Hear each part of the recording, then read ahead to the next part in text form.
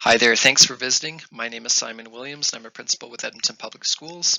This video is called Amiskwaciy-wâskahikan, Mapping Indigenous Edmonton, and this is part 2 of a video that I'm posting as my act of reconciliation. In the first video, we looked at the Edmonton area from a geological and archaeological perspective, focusing on land and water features. If you didn't get a chance to view that video, maybe start there first. In this video, we'll begin to look at the impact of contact and colonization on Indigenous people. The aim of the project is to promote a re-examination of the relationship between Indigenous and non-Indigenous people on this land. So it's important to note that I am not Indigenous. My family moved here from England, and so I'm a beneficiary of Treaty 6 and of the Papa's Chase land surrender. Here's a look at the digital version of the original painted map, and dealt with this a lot in the first video. In this, I've included significant geographical features and used plants and medicines to represent direction, and these were discussed already. The map also shows animals, which I chose for reasons of particular significance that we'll continue to explore as we go along. These paths in light brown show traditional traveling routes and trade routes that crisscross where our community now lies and would have brought together Indigenous people to gather, engage in ceremony, and exchange goods. Indigenous people have lived on this plot of land in the Edmonton area for at least 8,000 years. And that's a number and a concept that I've really struggled to understand. So I've created a visual and auditory timeline to help represent 8,000 years. 12,000 years ago, Edmonton was covered by the ice and snow of the Little Wisconsin Ice Age. Over time, the glaciers began to melt and a glacial lake was formed. An ice dam holding back the waters burst, and the water carved out our river valley in a succession of floods.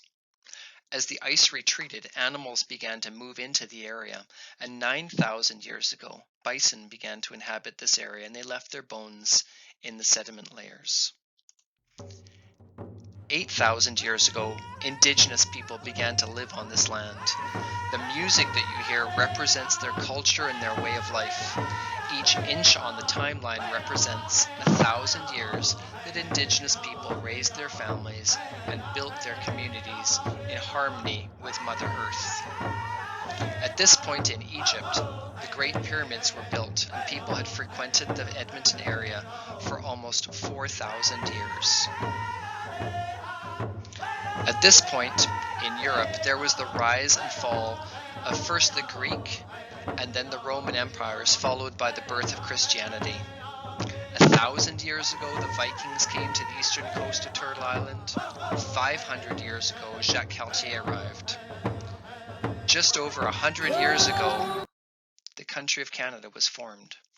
Those 8,000 years provide some perspective about the significance of the 150 or so years that are represented by that 1 second of O Canada that we just heard, compared to the 53 seconds of Northern Cree. It also makes me question the use of the term immigrants by European non-Indigenous Canadians, referring to other newcomers who might not look the same as them or who have a different belief system. Moving back now to our mapping project. To the east of Edmonton and Sherwood Park, the land is marked by a moraine left behind by melting glaciers. The Aspen Park land is unlike the boreal forest to the north and west, or the grasslands to the south, and the land is about 20 meters higher than Edmonton. This area is known scientifically as the Cooking Lake Moraine, and more commonly as the Beaver Hills, or in Cree, amiskwaciy. It is after these hills that Amiskwaciy Academy takes its name. Amiskwaciy Academy is an Edmonton public school with a focus on supporting Indigenous students. The Amiskwaciy served as a key meeting place for Indigenous people who utilized the area's vast resource base. The hills offered a place where they could recoup after spending extended periods on the plains, a place where they could hunt, fish, and gather other needed resources, and as a place of last refuge in times of hardship, conflict, or sickness. The area was named for the amisk, the beaver, that abounded in the many ponds and lakes. For this reason, I included a beaver in the top right-hand corner of my map.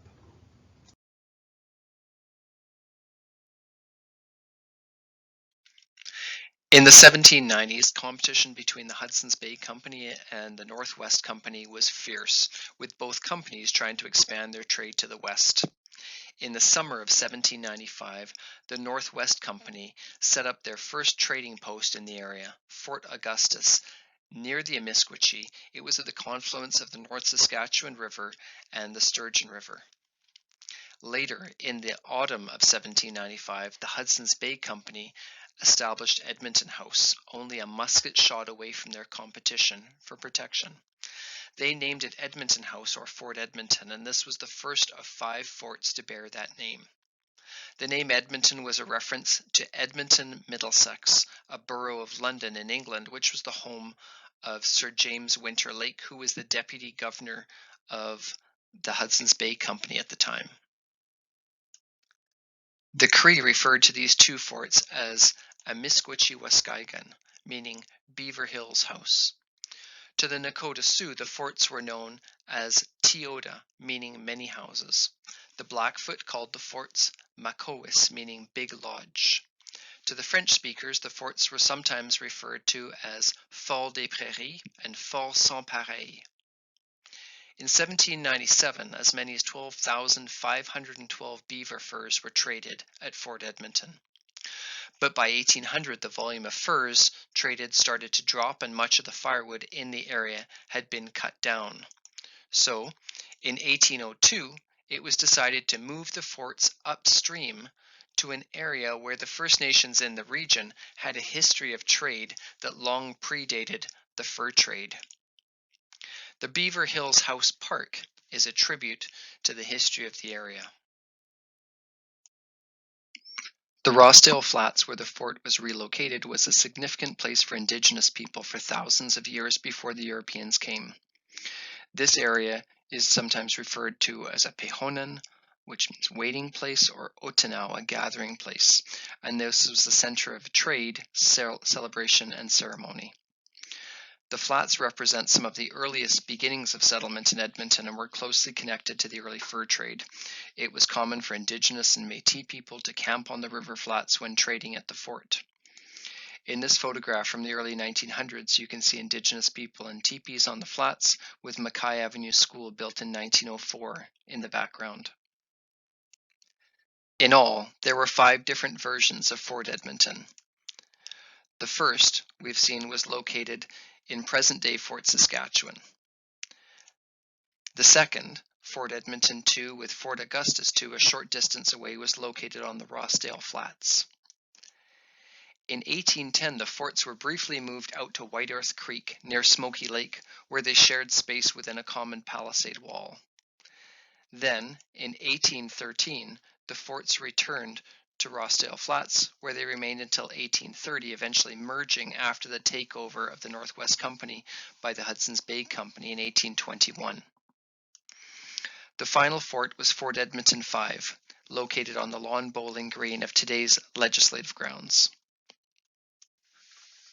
This part of the river valley around the flats appears to have had most of, if not all of, the natural features that made the valley attractive to early people and fur traders alike.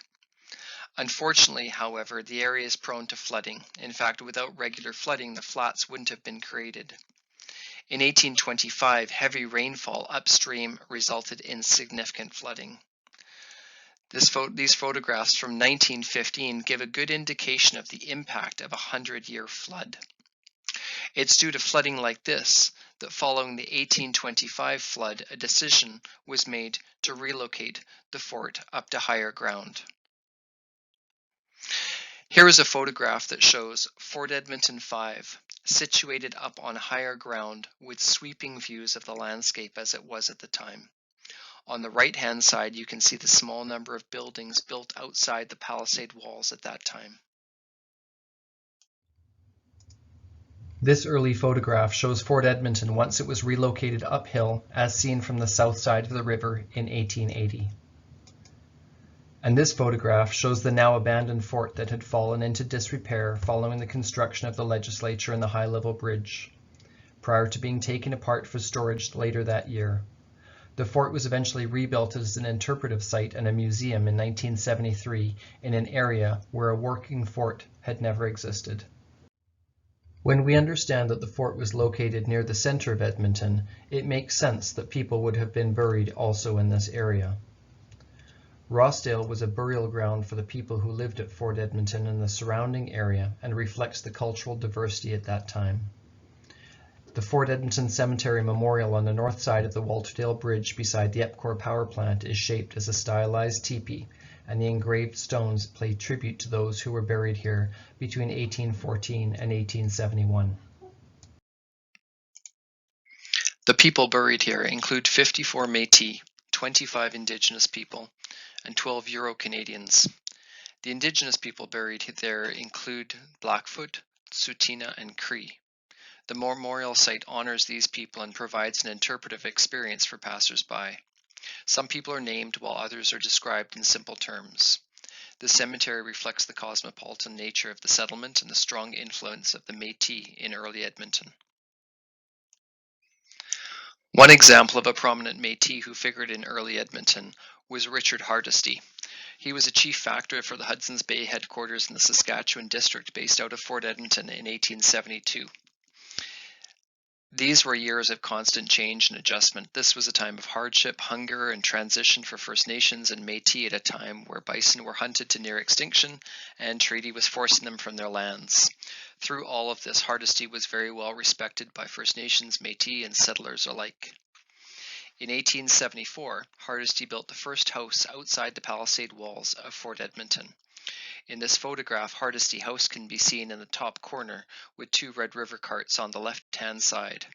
Richard Hardesty became involved in politics and in 1888 was Canada's first Métis senator and the first senator from the Alberta district. Another influential Métis was Laurent Garneau. Laurent was a Métis who had fought alongside Louis Riel in the 1869 Red River Rebellion prior to moving here. Garneau homesteaded on River Lot number 7, which can be seen here. Fort Edmonton on the opposite bank of the North Saskatchewan River could be seen from his cabin. Laurent was a talented fiddler and he was well known in the Edmonton music circles, but he was shunned by his neighbors when he became involved in the Edmonton Uprising of 1885. Later in his career, he was elected to the Northwest Territories Parliament in Regina, but he was refused entry due to his previous involvement with Riel. A little east of Garneau's lot was the river lot belonging to another Métis, William Bird. Through Bird's lot flowed a creek that was known in Cree as the Ka-Asiniskak, or Stony Creek. In 1871, William Bird constructed a flour mill on the creek, and people started referring to it as the creek that flowed by Bird's Mill, and then eventually Mill Creek. With LRT development in the area now, a new pedestrian bridge in the area will be called the Ka-Asiniskak Bridge, as a reference to the creek's earlier days. This is Chief Papasteo, also known as John Gladue-Quinn. He and his 6 brothers and their families moved to the Edmonton area in the late 1850s from the Lesser Slave Lake area. Their band settled here and traded with the Hudson's Bay Company and was employed for contract work with them from time to time. He was also known as Papa's Chase, meaning a woodpecker. In 1877, Papa's Chase signed on to Treaty 6, and he negotiated a reserve for his Cree band on the south side of the North Saskatchewan River in what is now South Edmonton. Papa's Chase represented 249 members and should have received at least 48 square miles, but after a dispute about the surveyed land, he was granted 40 square miles of land, and only 188 band members were included. At the time, the area south of the river was known as Strathcona, which was separate from Edmonton on the north side of the river. This is what Strathcona looked like at the time, down White Avenue. On the north side of the river, this is what Jasper Avenue looked like in Edmonton. It wasn't until 1912 that the city of Strathcona amalgamated with Edmonton, and the expanding towns were both keen to find prime land for settlers. White settlers in the district began to petition the government to remove the band. On January 13, 1881, a crowd of settlers held a meeting at the Edmonton Hotel to demand that the Papa's Chase band be moved 20 miles south of the river. They sent 2 petitions to Canada's first Prime Minister, John A. Macdonald, advising against any Cree reserves close to a great central point like Edmonton. Settlers began to build cabins and cut timber on the Papa's Chase land. Frank Oliver, who subsequently became Canada's Minister of the Interior, through his newspaper, the Edmonton Bulletin, pressed Ottawa to remove the Papa's Chase Reserve and open up the land for settlers. By this time, the buffalo had become virtually extinct, and the Indians in the Edmonton area were suffering from severe starvation. So the government devised the Half-Breed Scrip Commission, offering scrip to people of mixed Indigenous and white ancestry, including any treaty status Indian who could show they were of Métis ancestry. By taking scrip, they lost their treaty status, their right to the land, and their right to any treaty payments. In exchange, they received a scrip certificate, which entitled the bearer to receive $160 or 160 acres of homestead land somewhere else at a later date upon presentation of the document to the proper authorities. Land was valued at $1 per acre. Money and land scrip could only be redeemed at face value through a Dominion Lands office. However, there was a considerable black market in scrip, where the scrip certificates were sold to scrip speculators and traded at less than their face value to pay debts and to purchase goods other than land. In 1885, 12 members of the Papa's Chase Band took Métis scrip and were discharged from treaty. In 1886, 102 members took Métis scrip and were removed from the Papa's Chase Band list. That only left 82 members left on their list. They were all removed by 1887. The Papa's Chase Band lost its entire reserve in South Edmonton under highly questionable circumstances when 3 men signed a surrender document on November 19, 1888 at a meeting called with 4 days' notice by the government agent. The federal government subdivided the reserve and sold most of the land at auctions in 1891 and 1893. 7 land speculators bought most of it and resold it to settlers. Band members moved to surrounding reserves and beyond. Some settled on the Enoch Reserve. This is the land that was granted to the Papa's Chase from 51st Avenue North, where we find the Papa's Chase Reservoir, to 34th Avenue south of the Anthony Henday, and from 119th Street west to 17th Street east. When many of these neighborhoods were developed by the city, they were given Indigenous names, and Edmonton public schools were named accordingly. This huge parcel of land now constitutes much of southwest and southeast Edmonton, and is heavily occupied by settlers who may well be unaware of its history. On the other side of the river, Tommy Lapotak brought the Enoch Band members into Treaty 6 in 1877. The Enoch Cree Nation was named for its second chief, Enoch Lapotak, who led the community after 1884. Settlers in Stony Plain and Edmonton businessmen asked the federal government for the full surrender of the Enoch Reserve in 1898 and again in 1899. Enoch Band members refused, but with no access to funds, on the advice of Indian agent James Gibbons, who was a friend of Frank Oliver's, they surrendered 37 square kilometers of their land in 1902 in exchange for fencing and farm implements that could have been claimed under treaty. In 1908, an additional 10 sections or 6,300 acres on the east side, including land that connected the Cree to the river, were surrendered. Edmonton businessmen John A. McDougall and Richard Secord bought 70% of this Enoch land. In 2004, the Enoch Cree First Nation received a $54 million settlement with the Government of Canada over land claim that covers a large area of West Edmonton. The settlement related to the 16 square kilometers surrendered under duress in 1908. Former Chief Clark Peacock said an overzealous Indian agent encouraged the community to sell off that part of the reserve during a time of starvation and struggle. So these funds were used for economic development initiatives being planned for the community, including a resort-style casino on their land, the River Cree Casino, which honors the lost land that connected Enoch to the river.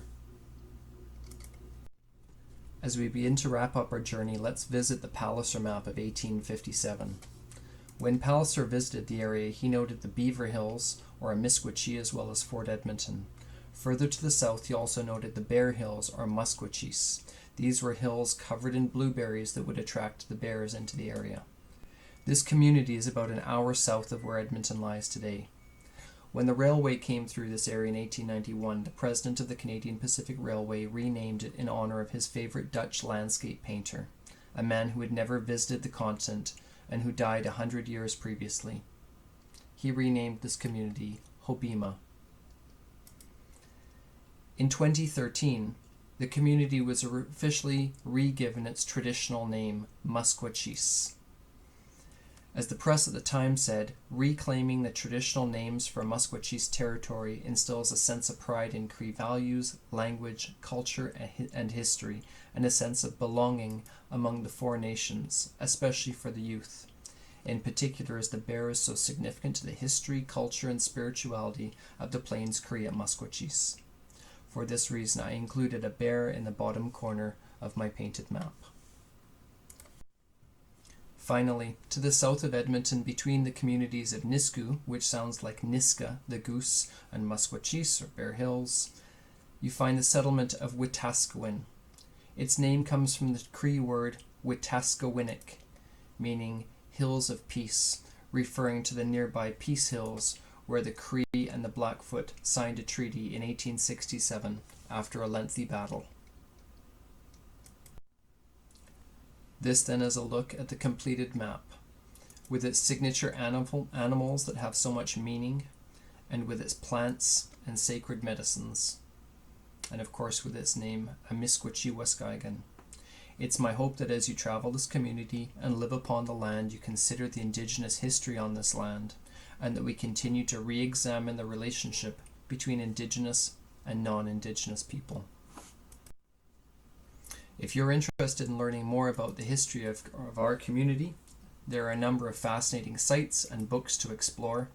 If I was to choose only one, I would begin with Edmonton in Our Own Words by Linda Goyette. This is a book that was published by the University of Alberta Press in 2004. It's an excellent resource. This project was put together with much support and encouragement from a number of individuals to whom I am very grateful. If the stories in this presentation inform or inspire further learning, then I'm pleased. If there are errors or omissions, these are mine alone. Thank you for joining me on my journey. Hi.